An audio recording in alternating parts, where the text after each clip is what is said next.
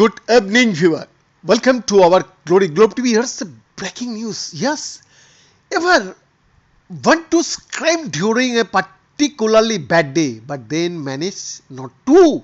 The human brain and how it regulates emotions, which can be critical for navigating everyday life. As we perceive events unfolding around us, the ability to be flexible and reframe a situation impacts not only how we feel but also behavior and decisions making too. In fact, some of the problems associated with mental health relate to individuals' inability to be flexible, such as when persistent negative thoughts make it hard to perceive a situation differently. To help address such issues, a new Dartmouth-led study is among the first of its kind to response activity relating to emotions generation from emotion regulations in the human brain.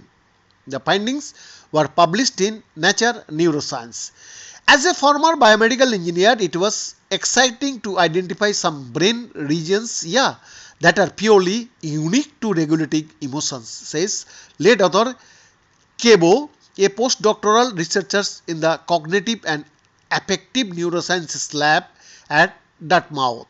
Our results provide new insight into how emotion regulation works by identifying targets which could have clinical applications. For example, the systems the researchers identified could be good targets for brain stimulation to enhance the regulations of emotion.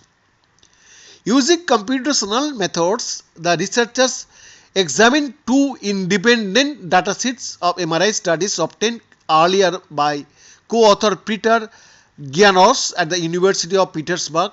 Participants' brain activity was recorded in an MRI scanner as they viewed images that were likely to draw a negative reactions such as a bloody scenes or scary looking animals.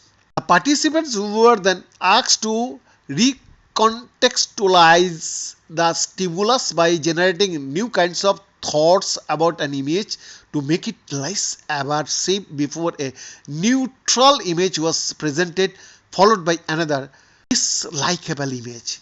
By examining the neural activity, scientists could identify the brain areas that are more active when emotions are regulated versus when emotions are generated. The new study reveals that emotion regulation, also known in neuroscience as reappraisal, involves particular areas of the anterior prefrontal cortex and other higher level cortical hierarchies, whose role in emotion regulation had not previously been isolated with this level of precision.